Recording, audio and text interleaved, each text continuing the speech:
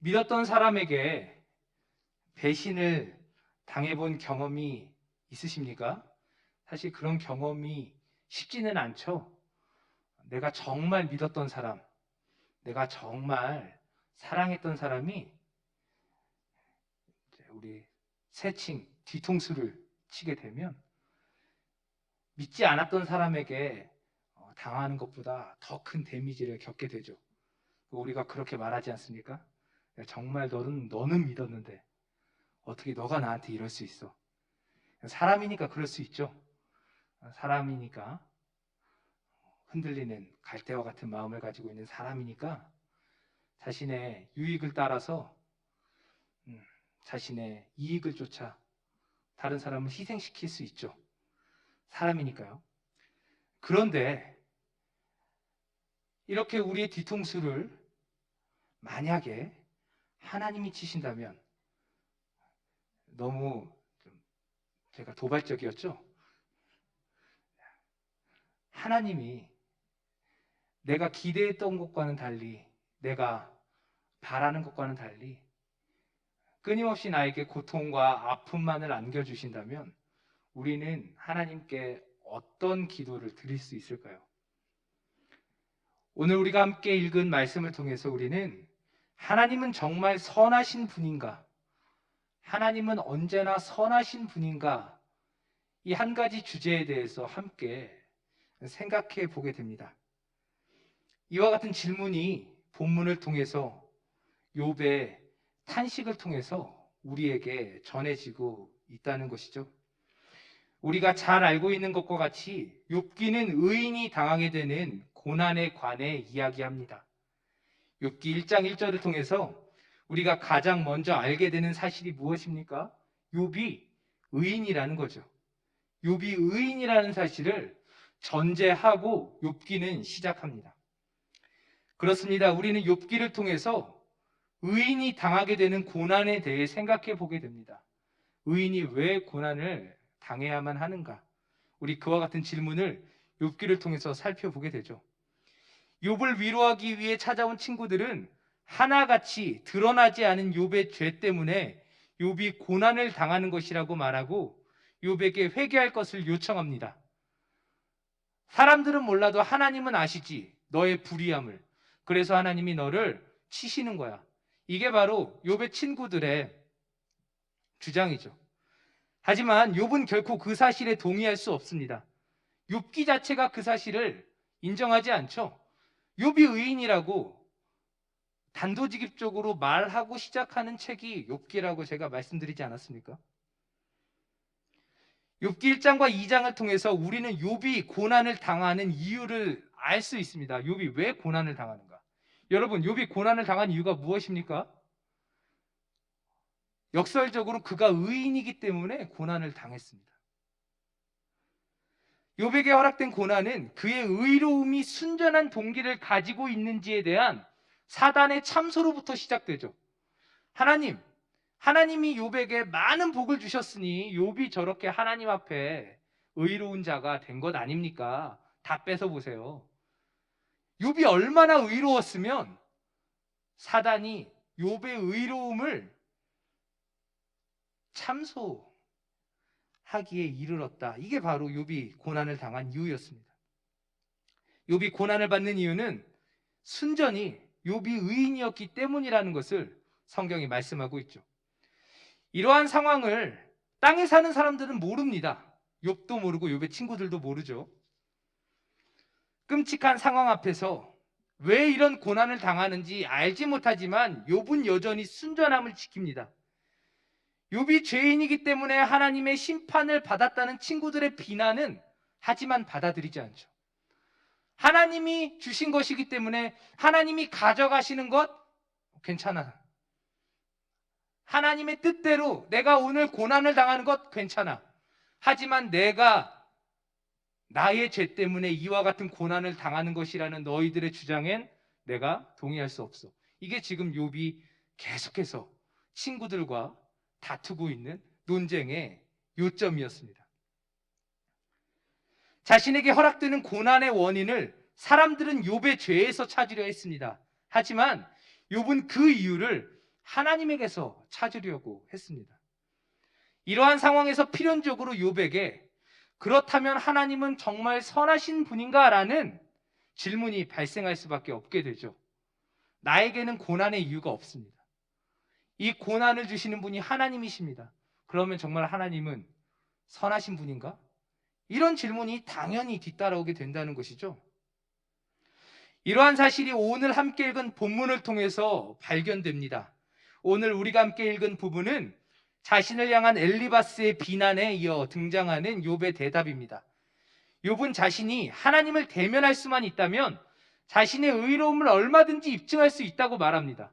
우리가 함께 읽진 않았지만 23장 앞절을 보면 하나님과 대면할 수만 있다면, 하나님과 마주할 수만 있다면 나의 의로움을 하나님께서도 인정하실 수밖에 없다고 욥이 말하는 것을 보게 됩니다. 하지만 문제가 무엇입니까? 욥이 하나님을 대면할 수 없는 현실에 있다는 것이죠. 욥은 자신이 의롭다는 사실을 끝까지 고수합니다. 그러한 사실을 하나님께서도 아실 것이라고 당당하게 말합니다. 하나님은 아셔. 하나님을 마주할 수만 있으면 하나님도 인정할 수밖에 없을 거야. 이게 욥의 주장입니다. 하지만 하나님을 대면할 길이 없는 거예요. 사람들은 나를 향해 손가락질하지만 하나님은 내가 의롭다는 사실을 알기 때문에 내 의로움을 입증해 줄 수 있는 분은 오직 하나님 한 분밖에 없는데 그 하나님을 만날 길이 없는 거예요. 욥의 문제가 지금 여기에 있는 것입니다. 그래서 자신에게 찾아오는 이 지독한 재앙을 피할 길이 없는 것이죠. 욥은 8절과 9절에서 하나님을 만날 수 없는 답답함에 대해 토로합니다. 8절, 9절 우리가 딱 보기만 해도 무슨 말인지 알잖아요. 내가 앞으로 가도 그가 아니 계시고 뒤로 가도 보이지 아니하며 왼쪽에서 일하시나 내가 만날 수 없고 그가 오른쪽으로 돌이키시나 배울 수 없구나. 뒤로 가도 앞으로 가도 오른쪽을 봐도 왼쪽을 봐도 하나님이 계신 건 분명한데 그 하나님을 만날 수 없다는 거예요. 그 사실이 지금 욥을 좌절하게 만들고 있는 것입니다. 그렇다면 욥은 왜 하나님이 자신을 피한다고 생각할까요?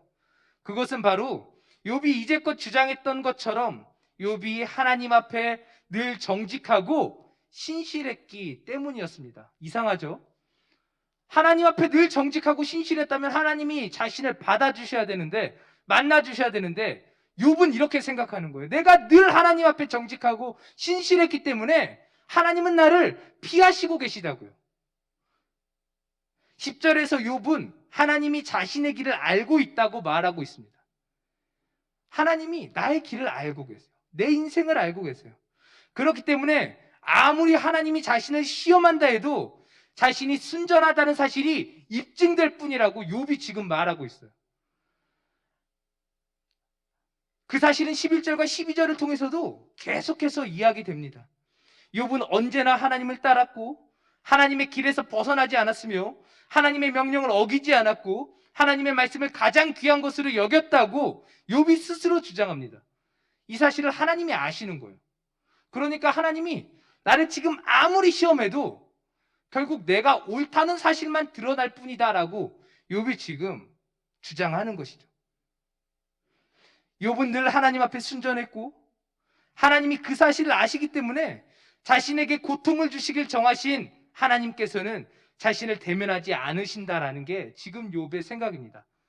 욥이 고통을 당할 때 먼저 고백한 것처럼 이 모든 일들의 시작이 하나님이라는 것을 의심하지 않아요.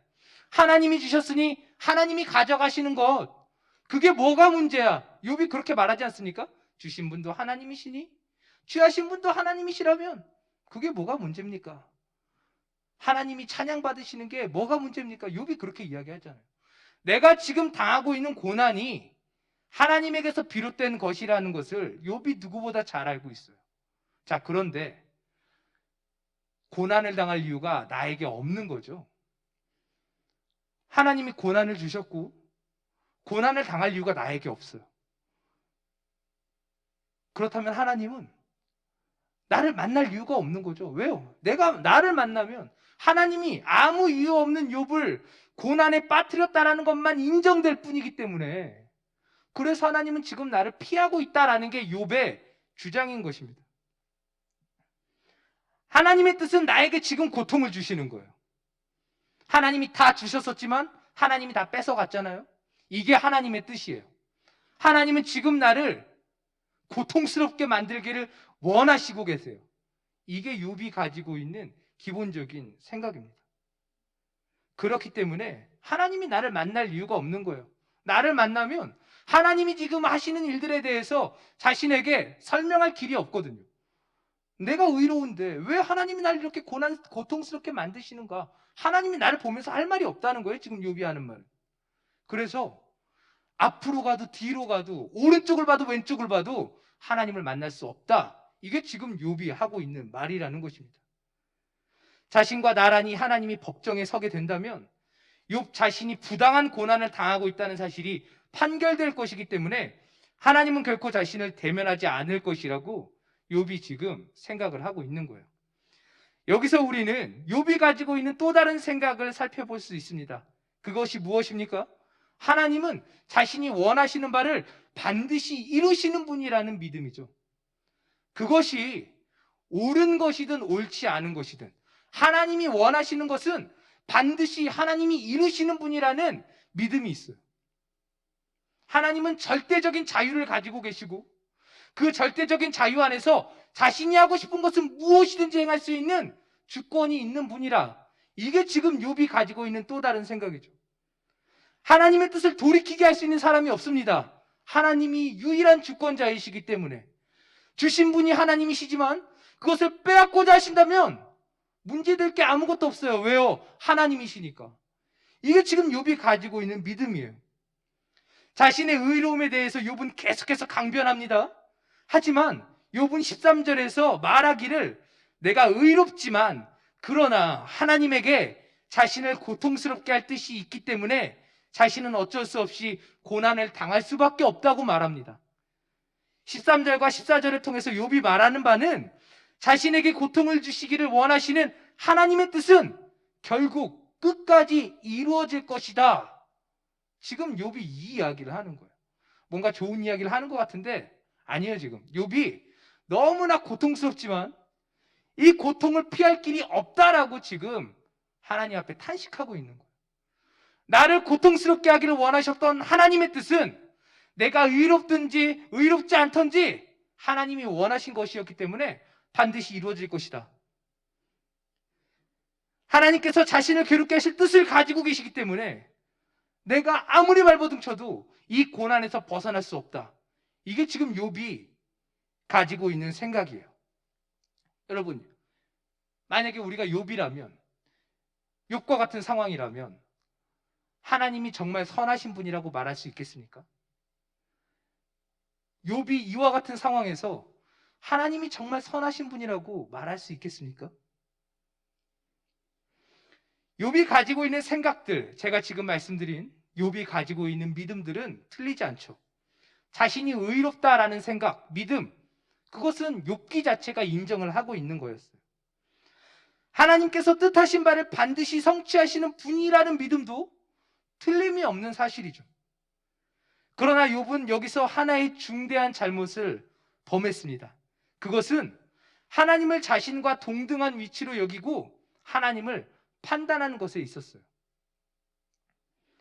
욥은 자신에게 일어난 끔찍한 일에 대한 책임이 자신에게 없다고 확신했습니다. 맞죠? 나에게 이유가 없어요. 왜 고난당했습니까? 의로우니까 고난당한 거예요. 사단이 욥이 너무 의로우니까 시험에 빠뜨리기를 원했던 거예요. 이 고난의 원인이 욥에게 있지 않았습니다. 욥이 틀리지 않았어요. 그랬기 때문에 욥은 자연스럽게 그 이유를 세상을 다스리시는 하나님에게 찾았습니다. 하나님에게는 절대적인 주권이 있어요. 세상 모든 것이 하나님의 손 안에 있죠. 하나님의 뜻 안에 있어요. 하나님이 뜻하지 않은 일이 일어나는 것은 존재하지 않아요. 하나님의 빛이 비춰지지 않는 곳은 존재하지 않는 거예요. 세상 어디에도 하나님의 시선이 닿지 않는 곳이 없죠. 하나님의 호흡이 닿지 않는 곳이 없는 거예요. 그렇기 때문에 지금 내가 당하고 있는 고난이 그 이유가 하나님에게 있다라고 말하는 게 이상한 것만은 아니었을 것입니다. 그런데 여기서 멈추지 않고 하나님께서 하신 일에 대해 판단하죠. 하지만 중요한 것은 하나님은 결코 어느 누구의 판단도 받을 이유가 없으시다는 것입니다. 왜입니까? 하나님이시기 때문이잖아요. 하나님은 하나님이시기 때문에 어느 누구의 판단을 받을 필요가 없는 분이시죠. 이것은 욥의 고백을 통해서도 충분히 발견할 수 있는 거예요. 욥이 말하지 않습니까? 어느 누가 하나님보다 크기에 하나님을 돌이키게 할 수 있는가? 이게 욥이 한 말이에요. 어느 누가 하나님보다 더 커서, 어느 누가 하나님보다 더 위에 있는 권세이기 때문에 하나님이 하고자 하는 일을 막고 하나님의 뜻을 거스를 수 있는가? 없다. 왜? 하나님이니까.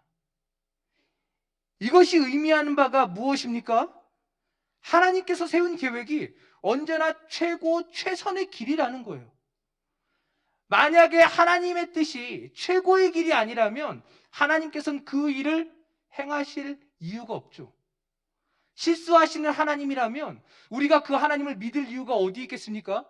성경도 이야기하지 않습니까? 하나님은 후회하지 않는 하나님이세요. 변하지 않는 하나님이십니다. 자신이 뜻하신 바를 반드시 이루시는 분이에요. 그것이 무엇을 뜻합니까? 하나님이 정하신 것이 언제나 항상 옳다라는 것을 의미하는 거 아니겠습니까? 하나님은 자신이 뜻하신 바를 이루실 수 있는 능력이 있어요. 그런데 이치에 맞지 않는 일을 어거지로 하시는 분이 하나님은 아니라는 거죠. 언제나 가장 좋고 선한 것을 행하시는 분이 하나님이라고 성경이 말하고 있지 않습니까? 그렇기 때문에 하나님의 뜻을 돌이키려고 하는 자가 하나님이 것이다. 반대로 이야기하면 하나님의 뜻은 언제나 가장 높고 하나님의 뜻은 언제나 가장 선하시고 그렇기 때문에 하나님이 자신의 뜻을 이루신다. 이게 바로 욥이 스스로 말하고 있는 고백 가운데 드러나는 사실이라는 것입니다. 하나님이 의로운 분이라는 사실이 하나님이 뜻하신 바를 하나님은 반드시 이루신다라는 말을 통해 증명한다는 거예요. 우리도 살다 보면 하나님이 계시면 어떻게 이럴 수가 있어라고 비난하는 주변의 경우들을 얼마든지 만날 수 있습니다. 야, 정말 하나님이 계시면 이럴 수 있어? 어떻게 이럴 수 있어? 하나님이 계시다면 이런 일들이 그렇게 열심히 신앙생활하는 저 사람이 저렇게 고난을 당할 이유가 있어? 하나님이 계시다면 너 설명해봐. 우리 이런 이야기들 많이 듣잖아요. 우리도 때때로 그런 시험에 들 때가 있어요. 아, 하나님이 정말 나를 지켜보고 계시나? 하나님이 정말 내 기도를 듣고 계시나? 하나님이 정말 내 마음을 아시고 계시나? 내가 어떤 어려움을 겪고 있는지 하나님이 아시고 계시나? 도무지 나에게 찾아온 시련이 이해가 되지 않을 때 있죠. 왜 나에게 이런 일이 일어나야만 하지? 우리 그런 자주 섞인 말 하나님 앞에 기도하며 고백해 본 적 있지 않습니까? 한 번 정도는 신앙으로 참아보겠는데 끊이지 않는 시련과 고난으로 인해 하나님의 존재마저 거부하고 싶은 상황에 이르게 될 때가 온다라는 거예요. 마치 내 인생에 하나님이 함께 계시지 않은 것 같이 느껴질 때가 있고 하나님이 등을 돌리고 계시는 것 같이 느껴질 때도 있습니다. 브레이크가 고장난 트럭에 올라타서 내리막길로 곤두박질 치고 있는 것과 같은 상황에 이르게 될 때가 있다는 거예요. 그럴 때 우리도 우리의 억울함과 내가 처한 상황의 부당함을 항변하기 위해서 하나님을 판단하고 하나님이 하신 일에 대해 판단하려고 합니다. 굳이 하나님을 이해해 보려고 하죠.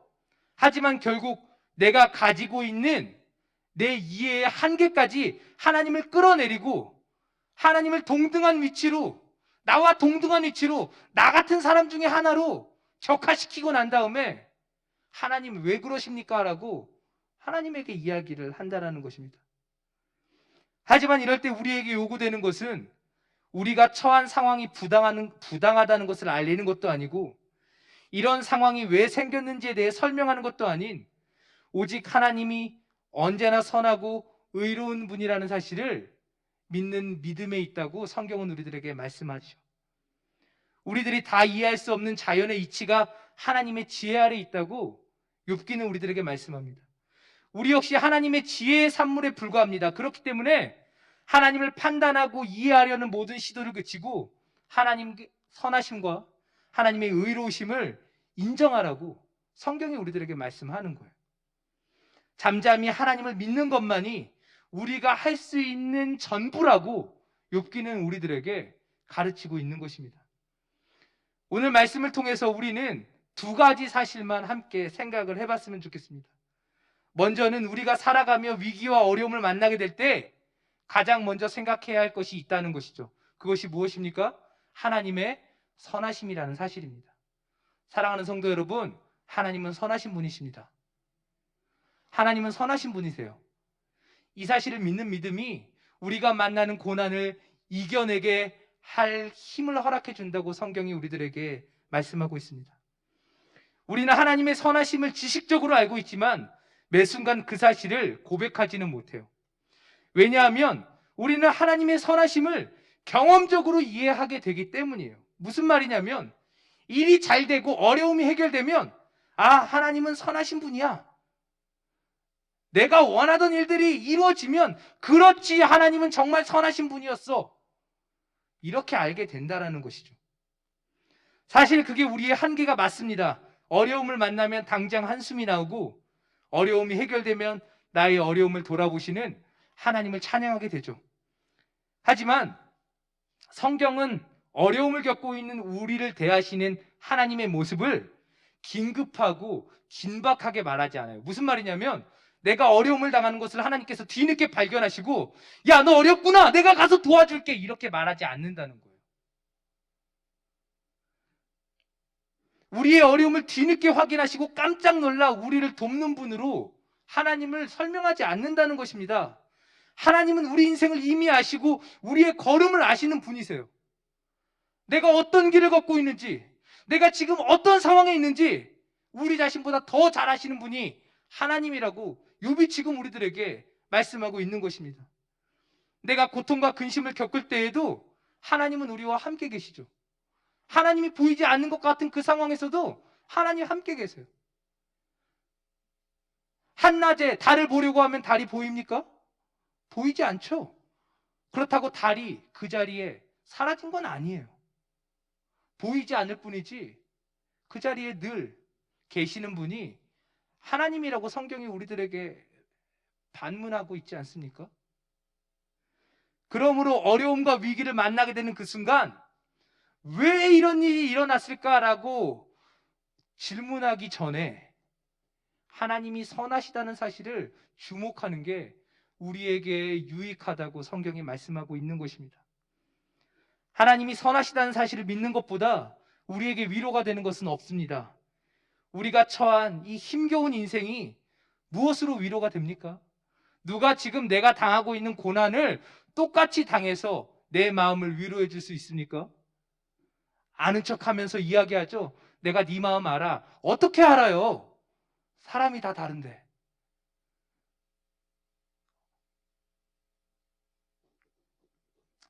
하지만 그럼에도 우리의 인생이 선하신 하나님의 손 위에 있다는 사실을 믿을 수 있다면, 우리의 이 힘겨운 삶의 결국이 선하신 하나님의 의도대로 인도되고 있다는 사실을 믿을 수만 있다면 오늘 우리 인생에 참된 위로가 찾아오고 소망을 발견할 수 있게 되는 것입니다. 끝이 보이지 않는 터널의 한복판에 있는 것처럼 느껴질 때도 영원히 해가 뜨지 않을 것 같은 캄캄한 밤을 우리가 보내고 있다 할지라도 결국 우리 인생이 하나님의 손에 있음을 알 때 누구도 위로할 수 없는 오늘을 우리는 이겨낼 수 있는 힘을 얻게 됩니다.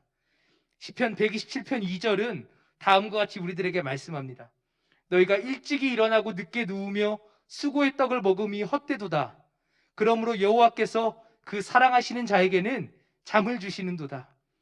우리 수고의 결과가 우리 손에 있지 않기 때문에 우리는 매사에 노심초사하게 되며 근심으로 잠을 이루지 못하지만, 우리 손이 닿지 않는 곳에서 우리 인생을 지도하시는 하나님이 계심을 아는 자들은 어떤 상황에서도 평안과 기쁨을 누릴 수 있다고 시인이 말합니다.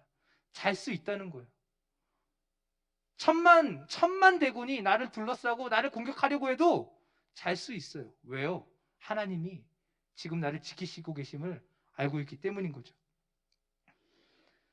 우리가 두 번째로 주목해 보아야 할 것. 그렇기 때문에 하나님을 판단하는 행위는 이제 그쳐져야 한다는 것입니다.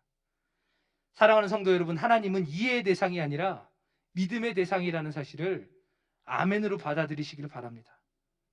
하나님은요, 이해할 수 있는 대상이 아니라 믿음의 대상이에요.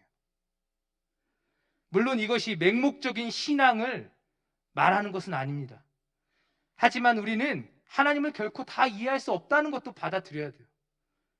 우리가 하나님의 계시의 말씀을 통해서 하나님의 뜻을 알 수 있고 하나님에 대해 알아갈 수도 있지만 그렇다고 우리가 하나님을 전부 알 수는 없는 거예요. 하나님을 하나님으로 알 수는 없는 거예요. 하나님의 크고 깊은 뜻을 우리는 다 알 수 없습니다. 하지만 우리는 어떻습니까? 우리 눈앞에 있는 상황을 어떻게든 내 이해 안으로 집어넣으려고 하죠. 이해하려고 해요. 왜 이런 일이 일어났나? 왜 이래야만 하는가? 납득이 되지 않으면 받아들이지 않죠. 내 상식과 내 지성의 범위 안에서 하나님의 일을 생각하고 판단합니다. 이해되지 않으면 하나님의 뜻이라고 해도 받아들이지 않아요. 왜 이게 하나님의 뜻이야? 이해가 되지 않는데. 그런데 우리가 하나님의 뜻을 다 이해할 수 있겠습니까? 우리가 하나님의 그 크고 깊은 뜻을 다 이해할 수 있겠느냐는 말입니다.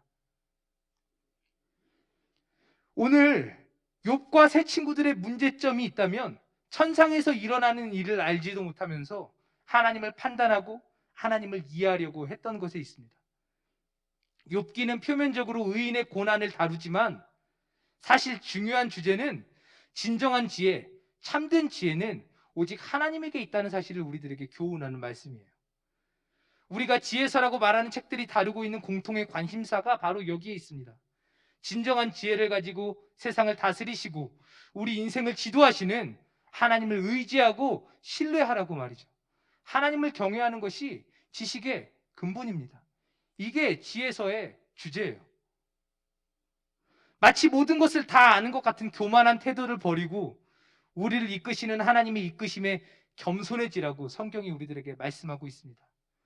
하나님을 판단하고 세상을 판단하는 위치에 우리 자신을 세우지 말고 하나님의 다스림 아래 우리 자신을 철저히 순복시키라고 성경은 우리들에게 말씀하고 있는 것입니다. 오늘 말씀을 통해 우리가 반드시 잊지 말아야 할 것은 우리의 이해와 우리의 판단 너머에 계신 하나님께서 오늘 우리에게 허락하신 모든 것이 선하다는 사실입니다. 믿으시길 바랍니다. 하나님은 선하신 분이시기에 하나님이 나에게 허락하신 모든 것이 선하다는 사실을 믿으시기를 바랍니다. 부유하게 하실 때나 빈궁하게 하실 때나 건강하게 하실 때나 병약하게 하실 때나 나의 인생이 선하신 하나님의 손 아래 있다는 사실을 알 때 그때 우리는 우리의 인생이 안전하다는 사실을 알게 됩니다. 우리는 우리 존재만큼이나 확실하게 하나님의 선하심을 믿어야 합니다. 내가 지금 여기 서 있는 것은 부정할 수 없는 사실이죠. 여기 저 임원일 있지 않습니까? 임원일이 지금 말씀을 전하잖아요. 누가 부정합니까? 그러나 이보다 더 확실한 게 있습니다. 그것이 바로 하나님의 선하심이라는 사실입니다. 어떻게 하나님이 그럴 수 있어? 이렇게 말하지 말자는 거예요. 그렇게 말하기 전에 하나님이 선하시다는 사실을 믿자는 겁니다.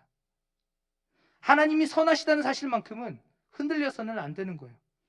신자로서 우리의 삶은 바로 여기에서 시작됩니다. 하나님이 선하신 분이라는 사실을 믿는 믿음에서부터 믿음의 삶이 시작이 되는 것입니다. 무지한 말로 이치를 가리는 자가 누구냐고 하나님께서는 욥에게 말씀하셨습니다.